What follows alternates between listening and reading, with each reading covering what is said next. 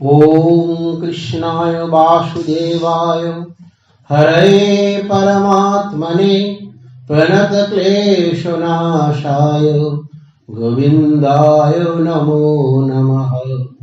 नमोऽस्ति कालशक्ताय जगन्नाथसुताय च सावृत्ताय सुपुत्राय सकलत्राय ते नमः। नमस्ते श्री शचीपुत्र नमस्ते करुणाकरो नमस्ते दया सिंधु जगन्नाथ प्रियात्मजो। आज शुभ दोल पूर्णिमा। आज के एक विशेष दिन, जे दिन सारा भारतवर्ष तथा सारा पृथिवीते पालन करा है। এই ফাল্গুন মাসের বসন্ত যে সময়কাল চলছে, ঋতুরাজ বসন্তের সময় এখন চলছে, সে বসন্ত ঋতুরাজ সময়ে এই যে পূর্ণিমা তিথি, শুক্লপক্ষের চান্দ্র পূর্ণিমা তিথি, এটি দোল পূর্ণিমা হিসেবে খ্যাত হয়ে আছে। আসলে দোল পূর্ণিমাটি যে তিথি, সেই তিথিতে হচ্ছে গিয়ে বিশেষভাবে কিন্তু সেটি একটি রঙের উৎসবে রূপান্তরিত হয়। কারণ এই দোলটি সাথে রঙের সাথে একটি তার যে প্রভাব আমরা বারবার সেটা আমরা দেখতে পাই। সেই জন্য বিশেষভাবে এই দোলের দুটো দৃষ্টি দেখতে পাওয়া যায়। একটি হচ্ছে রং, আরেকটি কিন্তু সেই ঝুলন যাত্রার মতো করে দোলায় বসিয়ে তবেই কিন্তু সেই শ্রীকৃষ্ণকে কিন্তু রং দেওয়া হয়ে থাকে।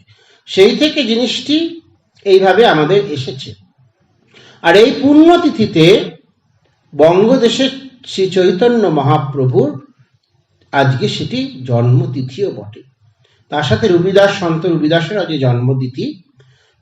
আজকে আমাদের যে এই দিনে বিশেষভাবে সবাইকে প্রীতি, শুভেচ্ছা, নমস্কার, অভিনন্দন এইসব জানিয়ে শ্রী চৈতন্য মহাপ্রভু সম্বন্ধে কিছু আলোচনা করার চেষ্টা করা হচ্ছে। আজকে চৈতন্য মহাপ্রভুর 590তম পূর্ণ জন্মতিথি। তাই এই পূর্ণ জন্মতিথির আলোচনা করতে গিয়ে বিশেষভাবে আজকে যেটি আলোচনায় করব, চৈতন্য মহাপ্রভুর জীবনটা খুব সময়কালটি কিন্তু মাত্র 48 বছর বয়সের, কিন্তু তার মধ্যে তিনি 24 বছর বয়সে নরলীলা করেছেন। আর 24 বছর বয়স পর্যন্ত তিনি ভাব সমাধিতে থাকতেন। এই যে সময়কালটি খুব ক্ষুদ্র একটি সময়কাল, কিন্তু সময়কালটি যতই ক্ষুদ্র হোক না কেন, তার জীবন ধারা, তার যে চরিত্র, তার মহত্বতা, এই সমস্ত কিছু এই 590 বছর বাদেও প্রতিটি পদক্ষেপে আমাদের স্মরণ মনন করতে হয়। এবং সেই স্মরণ মননতাটা এতটাই গভীর, যেটি শুধুমাত্র একটি ধর্ম বা বৈষ্ণব ধর্মের মধ্যে সীমাবদ্ধ থাকে না। সেটি এতই তার যে স্মরণ মননতাটা প্রকৃতি বিস্তৃত লাভ করেছে, সেটি সকলের মধ্যে, সর্বধর্ম সমন্বয়ের মধ্যে সেটি কিন্তু প্রভাবিত হতে থাকে। এবং চৈতন্য মহাপ্রভু সেটি করে গিয়েছিলেন। আমরা সেটি দেখতে পাবো তার জীবন ধারার থেকে। তাই আজকে এই চৈতন্য মহাপ্রভুর কিছু যে জীবনধারা, যে কাল, সেটি আলোচনা করব। প্রথমে একটি দোল যাত্রা সম্বন্ধে আলোচনা করব, তারপর চৈতন্য মহাপ্রভু, আর তারপরে এই শ্রীরামকৃষ্ণদেবের সাথে চৈতন্য দেবের যে সম্পর্ক, এই সম্পর্কটি নিয়ে বিশেষভাবে আলোচনা করব। এখন এই যে দোল উৎসব, এই যে দোল উৎসব হয় বসন্তকালে, তিনি কিন্তু ঋতুরাজ। এই বসন্তকালটির পরেই আসে কিন্তু বিশেষভাবে গ্রীষ্মকাল। বছরের প্রথম শুরুটা হয় গ্রীষ্মকাল থেকে, আর শেষ হয় বসন্তকাল দিয়ে। কিন্তু ঋতুরাজ বসন্ত হচ্ছে শেষ সময়। গীতায় শ্রীকৃষ্ণ বলছেন, মাসানাং মার্গ শিষ্য হং মৃত্যুনাং কুসুমাকর। অর্থাৎ মাসগুলির মধ্যে তিনি অগ্রহায়ণ, আর ঋতুর মধ্যে তিনি বসন্ত। সেই জন্য বসন্তকাল হচ্ছে ঋতুরাজ। এই সময় কি হয়, শীতকাল ধীরে ধীরে অতিবাহিত হয়েছে, আর তখন শীতকাল অতিবাহিতের সাথে সাথে গাছের পাতাগুলি, খুব শুকনো পাতাগুলি ঝরে গেছে, নতুন পাতাগুলি জন্মেছে, আবার পাখিরা ডাকছে, শীতের যে রুক্ষতা রিক্ততা সেটা চলে গেছে, আর প্রকৃতি এখন কি হয়েছে, নবরূপে সজ্জিত হয়েছে, পুষ্পরাজিতে সজ্জিত হয়েছে। সেই বর্ণময় যে প্রকৃতি, আজকে সেই বর্ণময় প্রকৃতি কিরকম দেখা যায়, পলাশ ফুল ফুটছে, নানা রকম রঙের ফুল ফুটতে থাকে এই বসন্তকালে। সেই জন্য কি হয়, এই যে প্রকৃতি যেমন নব রঙে সজ্জিত হয়, তার সাথে সাথেও কিন্তু জনমানসেও কিন্তু এই রঙের যে সৌন্দর্যতা সেটি আনার জন্য দোল উৎসব কিন্তু পালিত হয়ে আসছে যুগ যুগান্তর থেকে। ফাল্গুন মাসের শুক্লা চতুর্দশী তিথিতে এই হচ্ছে দোলটির যে আরম্ভক্ষণ সেটি ঘোষিত হয়। এটি যুগ যুগান্তর আগে প্রচলিত ছিল, যখন যে প্রহ্লাদ ছিলেন হিরণ্যকশিপুরের যে পুত্র, তিনি বিভনভাবে শ্রীহরির ভক্ত ছিলেন। তার একটি পিসি ছিলেন, তিনি আগুনের সাথে তার বিশেষভাবে সাধনার জোরে আগুন তাকে কিছুই করতে পারবে না, এই শক্তি তার মধ্যে ছিল। তার নাম সেই ছিল হোলিকা। আর সে হোলিকা কি করছেন, সে প্রহ্লাদকে মেরে ফেলবার জন্য তাকে নিয়ে আগুনের মধ্যে সে প্রবেশ করেছিলেন, আর ঠিক করেছিলেন যে প্রহ্লাদকে মেরে ফেলবেন। কিন্তু প্রহ্লাদ এমন শ্রীহরিকে ডাকছেন, সেই শ্রীহরির যে প্রার্থনায় সেই হোলিকায় কি হয়ে গিয়েছিল, পুড়ে গিয়েছিল। সেই জন্য বিশেষভাবে সেই সময়কাল থেকে এই দোলযাত্রার আগে কি করা হয়, সেই হোলিকা দহন কার্য করা হয়ে থাকে। এটিকে কখনো কেউ কেউ বলে কি নেড়াপোড়া, কেউ কেউ বলে বুড়ির ঘর, এক একজন এক একটি শব্দে বলা হয়ে থাকে। আবার পরবর্তীকালে দেখা গেছে কি, এই দিনটির এইটি হয়ে যাওয়ার পরে রাধাকৃষ্ণকে দোলায় বসিয়ে আবির আর কুমকুম দিয়ে অর্চনা করা হয়, তাকে দান দেওয়া হয়, অভিষেক করা হয়, ইত্যাদি করা হয়ে থাকে। সেই জন্য কি হয়, এই যে দোল উৎসব এটি এর পরের দিন ঘটে। তারপরে কি হয়, হোলি হয়। এই হোলি হচ্ছে তারপরের দিন রং খেলা হবে, সেই রং খেলে হোলির দিকে আবার সেটি একটি হতে থাকে। এই জন্য প্রাচীন কাল থেকে এই রঙের উৎসব কিন্তু হোলি চলে আসছে। এই চলে আসার জন্য কি হচ্ছে, যখন আমরা দেখি যে এই যে হোলির উৎসব আগুনের উৎসব হলো, তখন কি হচ্ছে, সেখানে এই আগুনের উৎসবের মধ্যে দিয়ে মানুষের যে চিতাপ, যে কষ্ট, সেটি যেন আগুনে পুড়ে যাচ্ছে। এই কারণে দেখা যেত পরবর্তীকালে একটা ভেড়াকে পুড়িয়ে ফেলা হলো, পুড়িয়ে ফেলে সেই পুরা কাঠের যে ছাই সেই টিটকি দিয়ে নানা রকমের কাজ করা হচ্ছে। আজকে আবার দেখতে পাওয়া যায় কি, যে এই পুরীর জগন্নাথের পাশের যে দোল মঞ্চ, সেখানে কাছে একটি ভেড়াকে আনুষ্ঠানিকভাবে একটু আগুন স্পর্শ করানো হয়। আবার কখনো কখনো মানুষ আগুনের মধ্যে দিয়ে প্রবেশ করে সেখান থেকে বেরিয়ে যায়, ছুটে বেরিয়ে যায়। তার মানে কি, সেই যে প্রাচীন প্রথা সেটিকে এখনো কিছু ভাবে সেটিকে পালন করা হয়, প্রতীক হিসেবে পালন করা হয়। যখন যেখানে কি করা হতো, ওই হোলিকা পোড়ানোর থেকে দাহ কার্য করা, এমনকি মানুষকে পোড়ানো হতো হয়তো সেই সময়, আগেকার দিনটিও দেখা গেছে। কিন্তু সেটি এখন না করে প্রতীকী হিসেবে সেটিকে কি করা হয়, পালন করা হয়। এই দোলযাত্রার কথা অতি প্রাচীন কাল থেকে এসেছে। যেমন প্রথমে পাওয়া যায় কি, পদ্মপুরাণ, পদ্মপুরাণের পাতাল খণ্ডে, স্কন্দ পুরাণের উৎকল খণ্ডে, গরুর পুরাণে এই দোলের যাত্রার কথা পাওয়া যায়। এবং চৈতন্য মহাপ্রভুর যে জন্ম, তার অনেক আগে থেকেই কিন্তু দোল উৎসব পালিত হতো। আর চৈতন্য মহাপ্রভুর জন্ম এই দুটিকে দুটি সন্ধিক্ষণে সংযুক্ত করেছে। এই বঙ্গদেশে যে সুলুপাণি উপাধ্যায় ছিলেন, তার যে বিভিন্ন তিথি স্মৃতিশাস্ত্রের গ্রন্থ, তার মধ্যেই দোলচিত্র বিবেক নামে একটি স্মৃতি নিবন্ধ তিনি রচনা করেছিলেন। সেই রচনাতেই কিন্তু দোল উৎসবের বর্ণনা বাংলাদেশে প্রচলিত ছিল। আর তার থেকেই সেখানে সময় প্রত্যেকেই সেখানে রং খেলত। শ্রীকৃষ্ণ চৈতন্য দেবের আগেও পুজোতে হতেন এবং শ্রীকৃষ্ণকে বিভিন্নভাবে দোল দিয়ে রং দিয়ে খেলা চলত। এইবারে আমরা আসবো শ্রী চৈতন্য দেবের কথাতে। শ্রী চৈতন্য দেবের যে চিন্তাধারা, সেই চিন্তাধারার সাথে দোলের সাথে একটু সংযুক্ত হবে শ্রী চৈতন্যের আগের চিন্তাধারা। শ্রী চৈতন্য দেব যখন ছিলেন তার আগেও কিন্তু বৈষ্ণব আন্দোলন চলত এবং বৈষ্ণবরা সকলে মিলে সেখানে তারা কি করতেন, তারা বিশেষভাবে কিন্তু ভগবত চিন্তা, শ্রীকৃষ্ণের চিন্তা তারা করতেন, নারায়ণের তারা পুজো করতেন। এই জন্য অদ্বৈত শ্রীবাস যারা আছেন এরা বিশেষভাবে কিন্তু শ্রীকৃষ্ণ তারা পুজো করতেন এবং তারা নিজেরা নিজেদের সাধ্য অনুসারে করতেন, কিন্তু তারা প্রার্থনা করতেন যাতে কেউ একজন আসুক যে এসে এই বিশেষভাবে এই ভারতবর্ষে তখন বিভিন্ন রকম ভাবে আক্রমণ চলছে, কখনো কখনো জবনরা আক্রমণ করছে, কখনো কখনো বিভিন্ন রকম আক্রমণ হচ্ছে, মুসলমানদের আক্রমণ হচ্ছে, রাজাদের আক্রমণ হচ্ছে।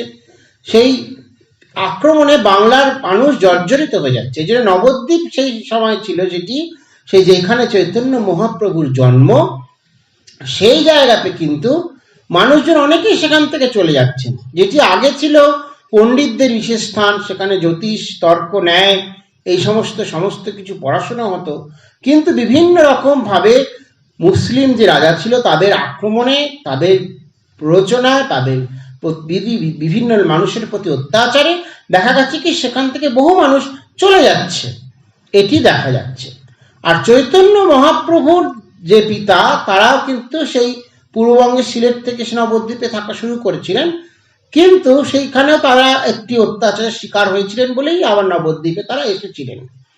এখন দেখা গেছে কি যখন শ্রীকৃষ্ণের চৈতন্য মহাপ্রভুর আবির্ভাব হবে, সেই আবির্ভাবের সময়কালটির মধ্যে দেখা যাচ্ছে সেটা কিন্তু সেই সমস্যাযুক্ত সময়, এবং সেই সমস্যাযুক্ত সময়ে কি হয়েছে, বিশেষভাবে এই ভারতবর্ষে সত্যিকারে সে অবতারের আবির্ভাব ঘটেছিল। নদিয়ার পথে পথে কাঙালের বেশে হরি, নাম প্রেম বিলাইলে ধরা তলে অবতরী। সেদে ফিরে ঘরে ঘরে প্রেম নিধি আয় কেড়ে, ভাসিয়া নয়ন নিরে যারে তারে পায়ে ধরি। হেলায় দিলে না কান, হলি নিঠুর ও পাষাণ, যে ব্যথা প্রাণে অভিমানে গেছে ফিরে। ধরি পুন করুণায় রামকৃষ্ণ নরকায়, বহে জীব পাপ রাশি কঠোর সাধন করি। নিরক্ষর দিনহীন রোগে দেহ বিমলিন, উন্মত্ত পাগল যেন সাজাইয়া দিন ভিকারি। যারে আপন বলি নিতে চাহে কোলে তুলি, আর ফিরায় না তারে রাখো গো হৃদয় চিরি। এখন এই চৈতন্য মহাপ্রভুর আবির্ভাব 1886 খ্রিস্টাব্দের 27 ফেব্রুয়ারি সেই চন্দ্র তিথি পূর্ণিমা তিথিতে হয়েছিল। কি অদ্ভুত ব্যাপার, এই পূর্ণিমা তিথিতে যখন চৈতন্য মহাপ্রভুর আবির্ভাব ঘটল, তখন কিন্তু এই চৈতন্য মহাপ্রভুর যে আবির্ভাবের সময় গ্রহণ দেখা গেছে। আর চৈতন্য মহাপ্রভু তিনি যখন আবির্ভূত হচ্ছেন তার নাম নিমাই। সেই নিমাইয়ের কিন্তু গর্ভমাস সেটি অনেক বৃহৎ, তিনি 10 মাস থেকে প্রায় 18 মাস পর্যন্ত গর্ভমাসে ছিলেন। এই জন্য তখন চৈতন্য মহাপ্রভু যখন জন্ম হয়েছে তখন খুব সুন্দরভাবে এই জন্ম সময়ে দীর্ঘ তনু এসেছে। এই গোড়াচাঁদের আবির্ভাবে যে আকাশে চন্দ্র উঠেছে, সেই চন্দ্র যেন আজকে মলিন হয়ে যাচ্ছে, এইভাবে বলা হয়ে থাকে। আর এই যে চৈতন্যের সময় যখন চৈতন্যদেব এলেন, সেই চৈতন্যদেব আসার ফলে কি হলো, তিনি হচ্ছেন কি নবজাগরণের প্রতিকৃত। এই বাংলা তথা ভারতবর্ষের নবজাগরণের প্রতিকৃত হচ্ছে কিন্তু শ্রী চৈতন্য মহাপ্রভু। তিনি কি করেছেন, আদি চণ্ডালকে নিয়ে তার প্রেম ভক্তি আন্দোলনের বাঁধ ভাঙা জোয়ার, যাকে ঐতিহাসিকরা বলে থাকে চৈতন্য রেনেসা, এই চৈতন্য রেনেসা তিনি প্রতিষ্ঠিত করেছেন, এবং যেটি এই ভগবান শ্রীকৃষ্ণ চৈতন্য দেবের ছত্র ছায়ায় সম্পূর্ণভাবে গড়ে উঠেছেন। রাবা ভাব দুতি সুবলিতম তনু, এই মহাপ্রভুর সেই রাধা ভাব নিয়ে তিনি এসেছিলেন। তার কৃপায় এটি ঘটেছে। এই জন্য কি Chaitanya morning star of reformation, এইটি হচ্ছে বিশেষ বিশেষত্ব। চৈতন্য মহাপ্রভু সেই সকালের চন্দ্রমা, সেই চন্দ্রমা কি করেছেন? সেই চন্দ্রমা বিশেষভাবে পরিবর্তন এনেছেন। রিফরমেশনের কতগুলো অর্থ আছে, সেই অর্থটা এইটি বিশেষত্ব বোঝাবে, যেটি অন্ধকার থেকে আলোর পথে নিয়ে যাওয়া, এবং সত্যিকারে চৈতন্য মহাপ্রভু সেটি করেছেন। আমরা চৈতন্য মহাপ্রভু শুধু বৈষ্ণব প্রচারকে বুঝতে পারি, কিন্তু তার সাথে সাথে তিনি যে ধর্ম সংস্কার করে গেছেন সেটি কিন্তু বুঝতে গেলে তাকে খুব ভালোভাবে চিন্তা ভাবনা করতে হয়। এখন এই যে চৈতন্য মহাপ্রভু, তিনি যখন সেই তার প্রথম স্ত্রী ছিলেন লক্ষ্মীপ্রিয়া দেবী, যাকে তিনি বিয়ে করলেন, এবং বিয়ে করার কিছুকাল পরে সর্পদংশে তার মৃত্যু হলো। পরবর্তীতে তিনি কি করলেন? পরবর্তীতে তিনি বিশেষভাবে আবার বিষ্ণুপ্রিয়া দেবীকে তিনি কিন্তু বিবাহ করলেন। তারপরে চৈতন্য মহাপ্রভু পড়াশোনা করতেন, টলে পড়েছেন, অদ্বৈত আচার্যের কাছে পড়েছেন, এবং ন্যায় শিক্ষাও কিন্তু তিনি করেছেন। এই সময় নবদ্বীপের যে ন্যায় শিক্ষা চিন্তা হতো, সেখানে মিথিলার প্রখ্যাত পণ্ডিত তত্ত্বচিন্তামণিকার গঙ্গেশ উপাধ্যায় প্রবর্তন করেন ন্যায় নব্য ন্যায়ের। আর তারই শিষ্য ছিলেন মিথিলার সর্বশ্রেষ্ঠ পণ্ডিত রূপে পরিচিত জয়দেব মিশ্র তর্কালঙ্কার, নামান্তরে পক্ষধর মিশ্র। ন্যায় চর্চার তিনি যথেষ্ট খ্যাতিমান ব্যক্তি ছিলেন। সেই কারণে কি হয়েছে, এই তারই শিষ্য পরম্পরায় কিন্তু চৈতন্য মহাপ্রভু বিশেষভাবে এই ন্যায় শাস্ত্রকে শিখেছেন। নদিয়ার মহেশ্বর বিশারদের পুত্র বাসুদেব মিথিলায় পক্ষধর মিত্রে শিষ্যত্ব গ্রহণ করেন। আর পণ্ডিত মিশ্রের নিকট ন্যায় শিক্ষা সমাপনান্তে শলাকা পরীক্ষা সসম্মানে উত্তীর্ণ হয়ে সার্বভৌম উপাধি লাভ করে তিনি নবদ্বীপে প্রত্যাবর্তন করেন। এই যে নব্য ন্যায় এসেছিল সেই সময়, এই সময় কিন্তু এই বিশেষভাবে চৈতন্য মহাপ্রভু তিনিও কিন্তু নব্য ন্যায় পড়াশোনা করেছিলেন। পড়াশোনা করে এইখানে তিনি নিজেও একটি ন্যায় শাস্ত্রে খুব সুন্দর গ্রন্থ লিখে ফেলেছিলেন। কিন্তু যখন দেখছেন তার বন্ধু বলছে যে তুই এইটি লিখলি, তাহলে আমাদের লেখা, আমাদের টিকা আর কেউ পড়বে না, তখন মহাপ্রভু সঙ্গে সঙ্গে সেই তার যে লেখা গ্রন্থটি সেটি কি করলেন, সঙ্গে সঙ্গে জলের মধ্যে তিনি ভাসিয়ে দিলেন। এই হচ্ছেন চৈতন্য মহাপ্রভু, যিনি তার সেই বিদ্যা চর্চার দিকে জোর দেননি, যে বিদ্যা চর্চা অপরা বিদ্যা চর্চা। কিন্তু দেখুন সেই সময় তিনি সবচেয়ে বেশি পণ্ডিত, সেই কারণে কি হয়েছে বিশেষভাবে কিন্তু তিনি সেই বিদ্যাসাগর উপাধি লাভ করেছিলেন। আমরা ঈশ্বরচন্দ্র বিদ্যাসাগরের কথা জানি, কিন্তু চৈতন্য মহাপ্রভু কিন্তু বিদ্যাসাগর উপাধি তিনি লাভ করেছিলেন। এই সচিব মাতা আর জগন্নাথ মিশ্রের পুত্র, সেই যে তাদের আরেকটিও পুত্র ছিল বিশ্বরূপ, সে বিশ্বরূপ বিশেষভাবে আধ্যাত্মিক অনুপ্রেরণার ফলে তিনি কিন্তু কি করলেন, তিনিও সন্ন্যাস জীবনের পথে চলে গিয়েছিলেন। তাই সচিদেবী কিছুতেই চৈতন্য মহাপ্রভুকে আধ্যাত্মিক ক্ষেত্রে এবং শিক্ষা পাঠ করানোর ক্ষেত্রেও তিনি রাজি হননি। কিন্তু পরবর্তীতে চৈতন্য মহাপ্রভু কিন্তু নিজেই তিনি পড়াশুনো করবেন এটি বলে মায়ের কাছে অনেক তার অনুনয় বিনয়ের দ্বারা তিনি কি করেছিলেন, শিক্ষা লাভের দিকে এগিয়ে গিয়েছিলেন, এবং তার মতো পণ্ডিত কেই ছিলেন। এবং তিনি কি করেছিলেন, তার পাণ্ডিত্যের ফলে কি হয়েছে, সমস্ত পণ্ডিতদের তিনি সেখানে হারিয়ে দিয়েছিলেন, তর্কের দ্বারা হারিয়ে দিয়েছিলেন। এবং যখন তিনি তর্কের দ্বারা হারিয়ে দেবেন তখনই একমাত্র সেখানে শিক্ষার সম্মানটি হতো, তখনকার দিনে সেই নিয়মে। আর নবদ্বীপ ছিল এই বিশেষভাবে শিক্ষার একটি বিশেষ জায়গা। নানা দেশ হইতে লোক নবদ্বীপে যায়, নবদ্বীপে পড়িলে সে বিদ্যারস পায়। অতএব পড়ুয়ার নাহি সমুচ্চয়, লক্ষ কোটি অধ্যাপক নাহিক নিশ্চয়। এই হচ্ছে নবদ্বীপে সেই তখনকার দিনের বিশেষ শিক্ষা ব্যবস্থা, যে শিক্ষা ব্যবস্থার দ্বারা চৈতন্য মহাপ্রভু তিনি পড়েছিলেন, এবং তিনি পড়ে বিশেষ শক্তি কিন্তু লাভ করেছিলেন। খুব অল্প সময়ের মধ্যে কলাপ ব্যাকরণ তিনি শিখতে পেরেছিলেন। গৌরাঙ্গ সুন্দর পরে নিরন্তর, ভোট কম্বলে বসিয়া, কলাপে আলাপ করে প্রলাপ ঈষৎ হাসিয়া। এই হচ্ছে চৈতন্য মহাপ্রভুর তার শিক্ষা। পরবর্তীকালে যখন অদ্বৈত আচার্যের কাছে তিনি গেছেন, তখন অদ্বৈত আচার্য তাকে ধীরে ধীরে ধীরে ধীরে এই বিশেষভাবে অদ্বৈত শিক্ষা, বেদান্ত শিক্ষা দিয়েছেন, তার সাথে সাথে এই যে বিষ্ণুর উপাসনার শিক্ষা, সেটিও কিন্তু চৈতন্য মহাপ্রভু লাভ করেছেন তার এই গুরু পরম্পরা। এই জন্য কি হলো, অদ্বৈত আচার্যের কাছে ঈশ্বরপুরী যেতেন, যার কাছে চৈতন্য মহাপ্রভুর মন্ত্র দীক্ষা হলো, গয়া থেকে পিণ্ডদান করে এলেন, তার সঙ্গে সঙ্গে তার কি হলো, মন্ত্র দীক্ষা হলো। সেই মন্ত্র দীক্ষার পরপরই কিন্তু তার জীবনধারাটা সম্পূর্ণরূপে বদলে গেল। এইটি হচ্ছে বিশেষ তার জীবনধারার দৃষ্টান্ত, এবং তার জীবনধারাটি তখন সম্পূর্ণরূপে সেই ভগবতমুখী হতে শুরু করলো।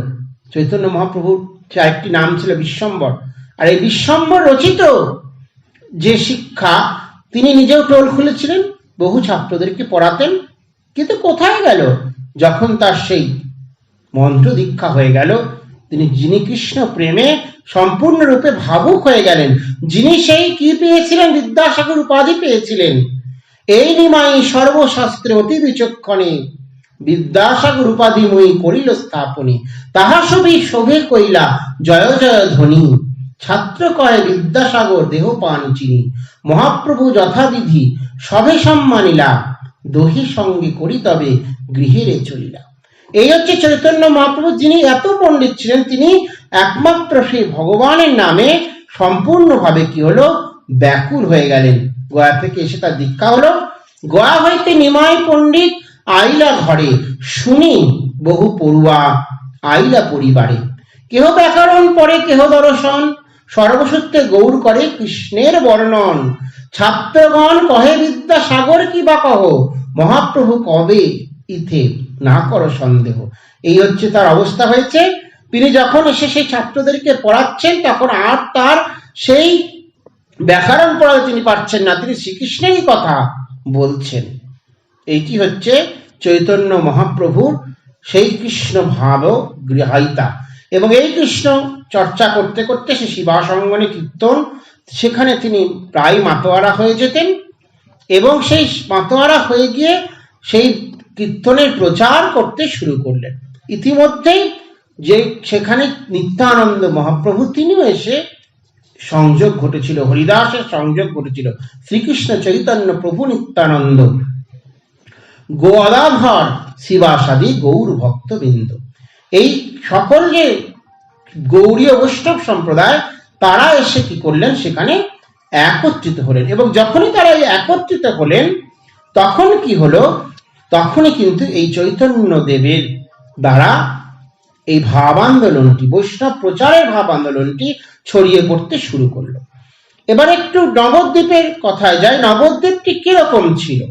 নবদ্বীপে যে সেই সময়কালের বাতাবরণ, সেটি খুব সুন্দরভাবে যেমন ছিল, তার সাথে সাথে সেখানে কিন্তু শাক্তাচার্য স্মার্ত রঘুনন্দন, সেখানে কিন্তু সেখানকার তিনি, যার সেই গ্রন্থ লেখা রঘুনন্দন স্মৃতি, এই স্মৃতি ধরেই কিন্তু সেই বিশেষভাবে ভারতবর্ষ তথা বঙ্গদেশে তারই চর্চায় এই স্মার্ত চিন্তাধারা চলে, জাত কর্ম চিন্তাধারা চলতে থাকে। সেই জন্য কৃষ্ণানন্দ আগমবাগী, যিনি তন্ত্রশাস্ত্রের যিনি পণ্ডিত, যিনি সেখানে সেই তন্ত্রের সাধনা করেছেন, সেখানে তারও কিন্তু বিশেষভাবে অবস্থান। আর ন্যায়শাস্ত্রের আলোচনা তো করলামই। এই যে জায়গাটি, বিশেষ করে সেই জায়গাতে কিন্তু মহাপ্রভুর আবির্ভাব, তার সাথে সাথে কি হচ্ছে, সেখানে ইসলামিক যে কাজী, তাদেরও ব্যবস্থাগুলি কিন্তু রয়েছে। আর এই নবদ্বীপ হচ্ছে গিয়ে কি, 9টা দ্বীপের সমন্বয়ে গঠিত থাকে। সেই 9টা দ্বীপ কি? একটি অন্তদ্বীপ, একটি সীমন্ত দ্বীপ, একটি গোদ্রুম দ্বীপ, একটি মধ্যদ্বীপ, আর একটি কোলদ্বীপ, ঋতুদ্বীপ, মেদ্রুম দ্বীপ, জহ্নদ্বীপ, রুদ্রদ্বীপ। এইটি হচ্ছে নবদ্বীপ। এই 9টি দ্বীপের সমন্বয়ে নবদ্বীপ হয়েছে। আবার কি, নয়া দ্বীপ নদীর চরেতে তৈরি হয়েছিল বলে নবদ্বীপ নামটিও বলা হয়ে থাকে। তাই এই সারস্বত যে সাধনার ভূমি, সেটি ছিল নবদ্বীপ। আর এই নবদ্বীপ থেকেই হয়তো সেই নতুন গৌড়ীয় বৈষ্ণব চিন্তা, সেটি কিন্তু শুরু হয়ে যাবে। এখন চৈতন্য দেবের আগের যে বৈষ্ণব চিন্তা ছিল, সেটি ছিল চৈতন্যের আগের পূর্ব বৈষ্ণব চিন্তা। কিন্তু চৈতন্য মহাপ্রভুর পরে যে বৈষ্ণব চিন্তা শুরু হলো, সেটি হলো চৈতন্যের পরবর্তী বৈষ্ণব চিন্তা।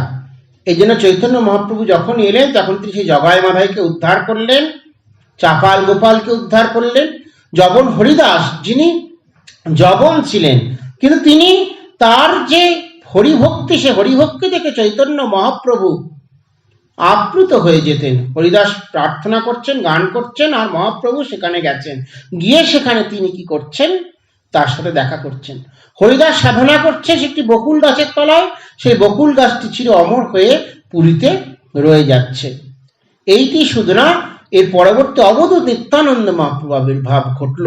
নিত্যানন্দ মহাপ্রভু জন্মস্থান একচক্রা গ্রামে, তিনিও এলেন চৈতন্য মহাপ্রভুর সঙ্গে। ইনি ছিলেন অবধূত, কিন্তু চৈতন্য মহাপ্রভু তাকে কি করলেন, এই বৈষ্ণব ধর্ম প্রচারের ভার অর্পণ করলেন, যে তুমি গৃহস্থ আশ্রমে বৈষ্ণব ধর্ম প্রচার করবেন। এই জন্য নিত্যানন্দ মহাপ্রভুর সাথে জাহ্নবী মার বিবাহ ঘটল, তাদের পুত্র সন্তানাদি হলো, এবং তাদের দ্বারা এই যে বৈষ্ণব ধর্ম প্রচার, এইটি বিশেষভাবে কিন্তু প্রাধান্য লাভ করতে থাকলো। ইতিমধ্যেই চৈতন্য মহাপ্রভু কাটোয়া কেশব ভারতীর আশ্রমে সন্ন্যাস আশ্রম নিলেন। তার মা কোনোভাবেই রাজি হচ্ছিলেন না, কিন্তু তিনি তো হবেনই, সেই জন্য তিনি সন্ন্যাসী হয়েছেন। সন্ন্যাসী হয়ে তিনি ঘুরে ঘুরে বেড়াচ্ছেন। এই জন্য যখন তিনি সন্ন্যাসী হলেন, তখন তো আর সেই আশ্রমে থাকা যায় না, তিনি এখন সেই চলে যেতেও চাইছেন।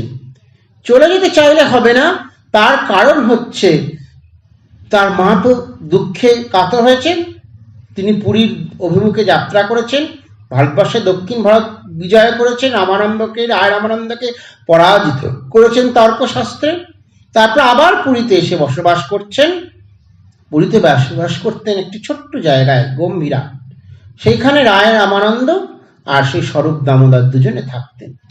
আর মাঝে মাঝেই তার সেই আর ভাবেতে তার সমস্ত বাহ্য দশা, কখনো অন্তর্বাহ্য দশা, কখনো বা সেই অন্তর্দশায় তিনি প্রবেশ করছেন। এই জন্য বিশেষভাবে এই অবস্থার মধ্যে দিয়ে চৈতন্য মহাপ্রভু যখন যাচ্ছেন, তখন সেই যেতে যেতে কিন্তু তার শরীরও মাঝে মাঝে খারাপ হয়ে যেত, কিন্তু তাও তিনি হরিনাম সবসময় করে যেতেন। কখনো সমুদ্রের ধারে চলে যেতেন, আবার যখন চৈতন্য মহাপ্রভু জগন্নাথকে দেখতে পাচ্ছেন না, তখন সে আলালনাথে চলে যাচ্ছেন, সেইখানে গিয়ে সেই নারায়ণের বিগ্রহকে তিনি দর্শন করছেন। এইটি হচ্ছে চৈতন্য মহাপ্রভুর ভূমিকা। কিন্তু সবচেয়ে বিশেষ সেই যে তার সাধন ভূমিকার সাথে সাথে ধর্মজগতের যে ভূমিকা, চৈতন্য মহাপ্রভু বৈষ্ণব আন্দোলনের যে প্রতীক, সেটি হচ্ছে খুন্তি চিহ্ন। এই চিহ্ন নিয়ে তারা সংকীর্তনে বেরোতেন, আর সেইখানে তিনি কাজী দমন করলেন। হোসেন সাহেব যে রাজত্ব সেইখানে সেই সময় চলছে, বাংলাদেশে গৌড়ের সিংহাসনে তারাই আছেন। কিন্তু যখন এই নিমাইকে তিনি দেখতে পেলেন, তখন সেখানে কিন্তু তিনি পরাজিত হলেন। তার নিজেরই দুজন যে বিশেষ যে নায়ক ছিল, তারা চৈতন্য মহাপ্রভু শিষ্যত্ব গ্রহণ করে রূপ ও সনাতন গোস্বামী নামে তারা পরিচিত হলেন। আর কাজে যিনি, তিনিও কিন্তু সেই বৈষ্ণব ধর্ম গ্রহণ করলেন। এইভাবে যে ধর্ম ভাব বিস্তার করা, এই ধর্ম ভাব বিস্তার করা সেই সমকালীন অবস্থায় অত্যন্ত প্রয়োজন ছিল। সেই প্রয়োজনীয়তার কারণে যখন মহাপ্রভু এই ভাব বিস্তার করার জন্য এগিয়ে গেছেন, তখন তাকে অনেক বাধার মধ্যে পড়তে হয়েছে। কিন্তু তিনি সামান্য সেই বাধাকে অতিক্রান্ত করতে করতে, কৃষ্ণের নাম বিতরণ করতে করতে কিন্তু তিনি পৌঁছেছেন সেই আন্দোলনের চরম সীমায়। আর তার এই যে চিন্তাধারা, সেই চিন্তাধারাটি শুধু শুধু ধর্ম বিস্তার করা নয়, তার সাথে সাথে ভাষার জগতেও তিনি বিপ্লব এনেছেন। যখন চৈতন্য মহাপ্রভু আবির্ভাব ঘটল এবং তার পরবর্তীতে সাহিত্য রচনা শুরু হলো, চৈতন্য চরিতামৃত, বৃন্দাবন দাসের সেই চৈতন্য ভাগবত ইত্যাদি গ্রন্থ, তার যে রচনা ভঙ্গিমা, সেটি কিন্তু বিশেষভাবে প্রভাবিত করেছে সেই বাংলা সাহিত্যের ধারাতে। সেই জন্য দেখা গেছে কি, এই জন্য সেই বলা হয় এই ভাষাতেই নিতাই গৌড়া, আনলো দেশে ভক্তি ধারা, আছে কই এমন ভাষা, এমন দুঃখ ক্রান্তি নাশা। এই চৈতন্য মহাপ্রভু কি করলেন, সেই যে ভাষা, তার যে ব্রজবুলি ভাষা, মৈথিলি ভাষা থেকে এনে পদাবলী যে ভাষা রচনা করলেন, সেই ভাষা কিন্তু বিশেষ বিশেষত্ব। এই পদাবলী ভাষাতে কিন্তু শ্রীহট্টতে নাগরীয় ভাষার একটি যে চল, সেটিও কিন্তু সৃষ্টি হয়েছিল। আর এই যে আজকে দোল পূর্ণিমা, এই দোল পূর্ণিমার যে চিন্তাধারাটা, এইটা দেখা গেছে কি চৈতন্য মহাপ্রভুর যে পরবর্তীতে যখন এই বৈষ্ণবীয় ধর্মশাস্ত্রগুলো রচনা হয়েছে, তখন সেই বৈষ্ণবীয় ধর্মশাস্ত্র রচনার মধ্যে সেটি প্রতিফলিত হয়েছে। এই জন্য বৈষ্ণবীয় যে পদাবলী, সেই পদাবলীর মধ্যে দোলের কথা দেখতে পাওয়া যায়। আর মহাপ্রভুর জন্ম দেখুন ঠিক কিন্তু সেই সুন্দর দোল যাত্রার পূর্ণ তিথিতে। বৃন্দাবন দাসের লেখাতেই আমরা পাবো, রাঙা ময়ূর নাচে কাছে, রাঙা কোকিল গায়, রাঙা ফুলে রাঙা ভ্রমর, রাঙা মধু খায়, রাঙা বায়ে রাঙা হইল কালিন্দীর পানি। এইভাবে দোলের যে বর্ণনা, সেটি সম্পূর্ণভাবে বিভিন্ন পদাবলীর মধ্যে দেখতে পাওয়া যাবে। এবং দেখা যাচ্ছে কি সেই যে 16 শতাব্দীর জাহ্নবী দেবীর শিষ্য জ্ঞানদাস, জাহ্নবী দেবী হচ্ছেন কে, সেই নিত্যানন্দ মহাপ্রভুর স্ত্রী, তার যে শিষ্য, তারা যে পদাবলী রচনা করছেন, সেই রচনাগুলির মধ্যেও কিন্তু দোলের যে বর্ণনা, সেটি খুব সুন্দরভাবে দেখতে পাওয়া যাবে। এই বৈষ্ণব কবি জ্ঞানদাস বসন্তের মনোরম পরিবেশের আলোচনা করেছেন। নববসন্তের কুসুম গন্ধে আমোদিত, চন্দ্রকিরণে উজ্জ্বল, মলয় পবনে স্নিগ্ধ, আর কোকিল ভ্রমরের রবে ঝঙ্কৃত রাত্রিতে কৃষ্ণের সঙ্গে মিলিত হওয়ার শ্রীমতী রাধারানীর বর্ণনা, এটি আমরা দেখতে পাব। এই জন্যে দেখুন, এটি তো সেই সময় বৈষ্ণব পদাবলীর আলোচনা। চৈতন্য চরিতামৃতেও আছে, আভাস স্বরূপ কৃষ্ণ প্রেম কল্পলতা, সখীগণ হয় পার, পল্লব পুষ্প পাতা, ললিতা ললিত হাসি প্রহেলিকা গায়, আনন্দে বিশাখা সঙ্গে মৃদঙ্গ বাজায়। এই যে শ্রীকৃষ্ণের যে বর্ণনা বৈষ্ণব পদাবলীগুলির মধ্যে, জয়দেবের গীত গোবিন্দের মধ্যেও ছিল, সেটি আগে, কিন্তু পরবর্তীকালে যখন এই উজ্জ্বল নীলমণি, ভক্তি অসামৃত সিন্ধু, এই সমস্ত গ্রন্থগুলি রচিত হয়েছে, তখন কি হয়েছে, এই পদাবলীগুলি যেন একটু অন্য রূপ পেয়েছে। এবং সেই পদাবলীর মধ্যে খুব সুন্দরভাবে চৈতন্য মহাপ্রভুর যে প্রেম ভক্তি, প্রেম ধন বিলায় গোড়াড়ায়, সেই চৈতন্য মহাপ্রভু ধুলায় লুটোলুটি খাচ্ছেন। এই যে তার যে দিব্য শরীর, সেটি কিরকম ছিল, তার শরীরটি কি রাধা ভাবে অনুরুক্ত। তিনি রাধা ভাব পেয়েছেন বলেই শ্রীকৃষ্ণকে তিনি প্রাপ্ত হতে পারবেন, এইটি হচ্ছে তার ভাব। আর সেই ভাবটি কিন্তু ঠিক চৈতন্য মহাপ্রভুর মধ্যে ছিল। হেদে হে শ্যাম নাগর, হারিলে হে আহিরি রমণী শনে নারী লিখে। এই যে দৃষ্টিভঙ্গি চৈতন্য দেবের আবির্ভাবের পরে পদাবলীগুলির মধ্যে দেখতে পাওয়া গেছে। বৃন্দাবন ধুম পড়িল রঙ্গ হরি, নয়ন কিশোর ফাগুরঙ্গে রঙ্গিন, রঙ্গিনী নইল কিশোরী। এই বর্ণনার ফলে কি হচ্ছে, সুমধুরতা, এই সুমধুরতার ভাব চৈতন্য দেবের আগমনের পরে দেখতে পাওয়া গেছে। এই জন্য কি হয়, যখন কোন রকম পদাবলী গাওয়া হয়, তার আগে কি করা হয়, বিশেষভাবে চৈতন্য মহাপ্রভুর গৌরচন্দ্রিকা গান গাওয়া হয়। একটি অনবদ্য বাদ্যযন্ত্রের সৃষ্টিকার এই শ্রীকৃষ্ণ চৈতন্য মহাপ্রভু, সেটি খোল। এই খোলের মাটি পাওয়া যায় একটি জায়গাতে, মালদার, সেই জায়গা থেকেই খোল তৈরি করা খুব ভালো মাটি পাওয়া যায়, এবং নবদ্বীপও খুব ভালো ভালো খোল তৈরি করা হয়, নদীয়ার একটি জায়গা আছে সেখানে। এখন সেই যে খোল সৃষ্টি করে মৃদঙ্গ বাজিয়ে কীর্তন করা, এটি কিন্তু চৈতন্য মহাপ্রভুর একটি বিশেষ অবদান। আর এই সাহিত্যের অবদানের সাথে সাথে একটি বিশেষ তথ্য, সর্বধর্ম নির্বিশেষে বৈষ্ণব ধর্মকে প্রচার করা, সকলেকেই কৃষ্ণ ভজনার জন্য ডাকা। এই জন্যই বলছে যে যে কৃষ্ণ ভজে দ্বিজপি চণ্ডাল শ্রেষ্ঠ, যদি কৃষ্ণ ভজে নিজ জাতি নহে কৃষ্ণ ভজনে অযোগ্য, শতকুল বিপ্র নহে ভোজনের যোগ্য। যেই ভজে সেই ভক্ত, অভক্ত হীনচার, কৃষ্ণ ভজনে নাহি জাত কুলাদি বিচার। এই চৈতন্য মহাপ্রভু যখন সর্বসমক্ষে সকলকে এই কৃষ্ণ নাম বিতরণ করে প্রদান করছিলেন বৈষ্ণব ভক্তি, বৈষ্ণব ভাব, সেই সময় শাক্তরা ছিল, শাক্তদের বিরোধ চলছিল শৈবদের সাথে, শৈবদের বিরোধ শাক্তদের সাথে, তাদের সাথে বৈষ্ণবদের বিরোধ। এই যে অবস্থা, এই অবস্থার থেকে সম্পূর্ণরূপে চৈতন্য মহাপ্রভুই বার করে আনলেন হিন্দু ধর্মের ভাবকে, এবং তিনি বৈষ্ণব ভাবে সেই ভাবকে প্লাবিত করে সকলের মধ্যে একত্বের যে ভাব, এইটি তিনি প্রচারিত করলেন। এবং এই প্রচারের সবচেয়ে বড় একটি বড় ভূমিকা নিয়েছিল কি, সেই স্বয়ং বিশেষ করে সেই নিত্যানন্দ মহাপ্রভু। মাস যে পিউপিল, সেই মাস পিউপিলের মধ্যে যে বৈষ্ণব ধর্ম প্রচার, এটির বিশেষত্ব কিন্তু নিত্যানন্দ মহাপ্রভুর কৃতিত্ব। নিতাই বলে ডাক সেবা সুখে থাক, এই নিত্যানন্দ মহাপ্রভুর যে ভূমিকা, তিনি সকল মানুষের মধ্যে এই কৃষ্ণ নামকে প্রচারিত করেছিলেন। এই জন্য চৈতন্য মহাপ্রভুর যে চৈতন্য যুগ, চৈতন্য পরবর্তী যুগ, এই দুটি যুগের যে বৈষ্ণব ভাব, এটির মধ্যে কিন্তু প্রভেদ দেখতে পাওয়া যাবে। কিরকম প্রভেদ? যখন চৈতন্যদেবের যে আগের অবস্থা, সেটি ছিল একটু সংস্কারযুক্ত, ব্রাহ্মণদের মধ্যে প্রচারিত, কৃষ্ণের সেবা করা, ছোঁয়াছুঁয়ির বিচার ইত্যাদি। কিন্তু যখন চৈতন্যদেব আবির্ভাব ঘটলো, তখন সম্পূর্ণভাবে এটির পরিবর্তন ঘটে গেল।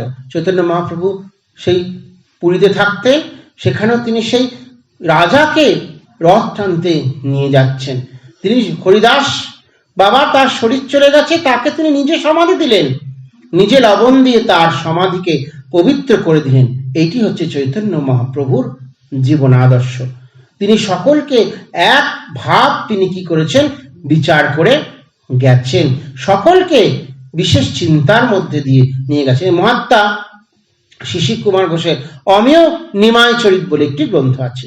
তারপরে তিনি বলছেন কি, কোন নগর কখনো যুদ্ধের নিমিত্ত উন্মত্ত হয়, কখনো বা নাগরিক গান ধনোপার্জনের নতুন কোনো পথ আবিষ্কৃত হয় উন্মত্ত হয়, আবার কখনো বা কোনো নতুন ধর্ম লইয়া কি কোন রাজনৈতিক বা সামাজিক পরিবর্তন লইয়া উন্মত্ত হয়, কিন্তু নবদ্বীপ নগর বিদ্যা লইয়া উন্মত্ত হইল। ভদ্রলোক অন্যান্য চিন্তা একেবারে ছাড়িয়া দিল, সকলেরই মনের ভাব যে বিদ্যা উপার্জনই জীবনের প্রধান সাধন, সে যে পণ্ডিত তারই জীবন সার্থক। এখানে সেই যারা পণ্ডিত ছিল, সেই যারা নৈয়ায়িক ছিল, তারা আজকে কি করছে, বৈষ্ণব ধর্মকে প্রচারিত করছেন।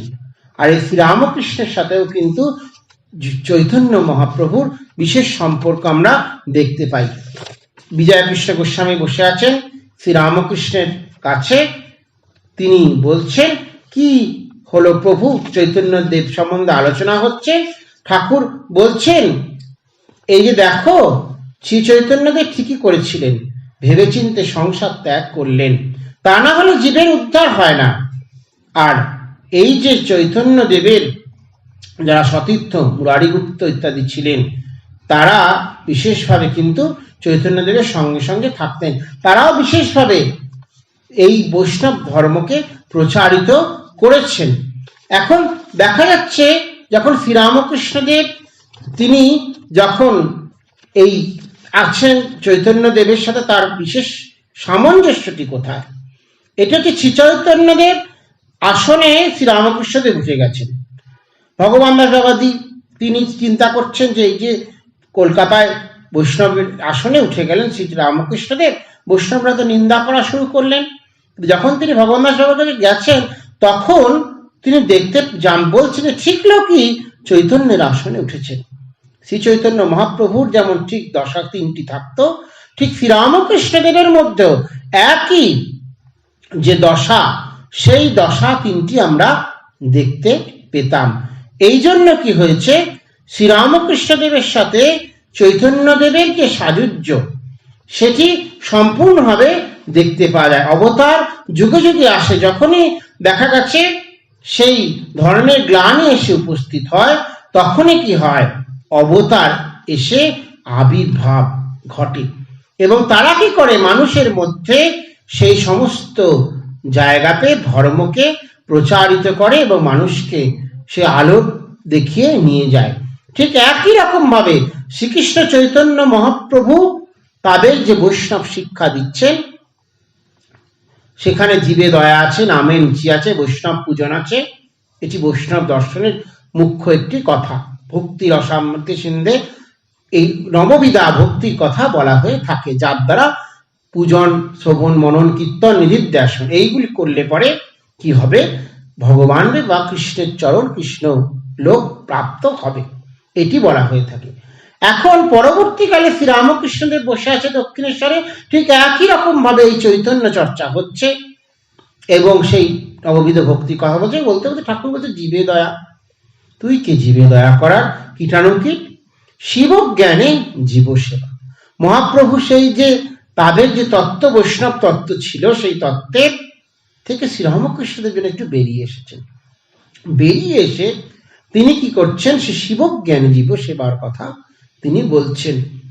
এখানে জীবে দয়া নয়, শিব জ্ঞানে জীবে সেবা। স্বামীজি সেটি শুনে নিয়েছিলেন।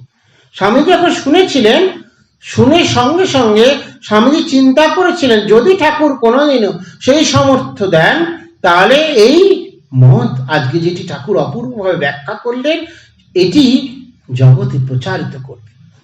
এই জন্য শ্রীরামকৃষ্ণের সেই দিনের চিন্তাধারা থেকেই আত্মমোক্ষার্থ জগৎ হিতায় আছো এই ব্রতকে স্বামীজি নিয়ে সেই মানুষের সেবা, শিব জ্ঞানে জীব সেবার কথা বলতে শুরু করলেন, প্রচারিত করলেন, করতে শুরু করলেন। এই জন্য শ্রীরামকৃষ্ণ ভাবান্দোলনের সাথে চৈতন্যদেবের যেমন সম্পর্ক প্রথম থেকেই রয়েছে, সেখানে বৈষ্ণব আচার্যগণের সাথে শ্রীরামকৃষ্ণের অনেক যোগাযোগ হতো। শ্রীরামকৃষ্ণদেব সেখানে যেতেন। চৈতন্যদেব বের যে পরবর্তীতে ধর্মগুলি বিভিন্ন রকম রূপ ধারণ করেছিল, আউল চাঁদ সৃষ্টি হয়েছিল, সেখানে বিশেষভাবে সাহেবধ্বনি সম্প্রদায় তৈরি হয়েছিল, কর্তা ভজা সৃষ্টি হয়েছিল। এই কর্তা ভজা সম্প্রদায়রা তারা কি করতেন, তারা সেই ভগবানকে আসলে কর্তা এটি চিন্তা করে তারা কিন্তু চলতেন।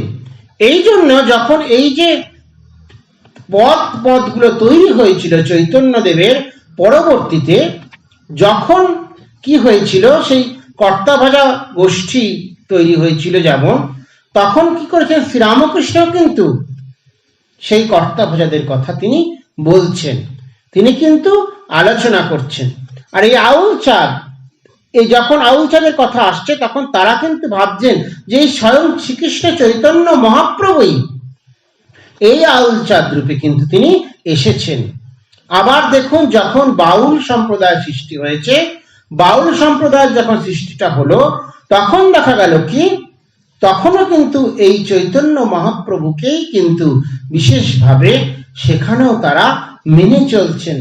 তার যে পদাবলী, তার যে চিন্তাগুলি, সেটিও কিন্তু একই রকম ভাবে সংযুক্ত হয়ে যাচ্ছে।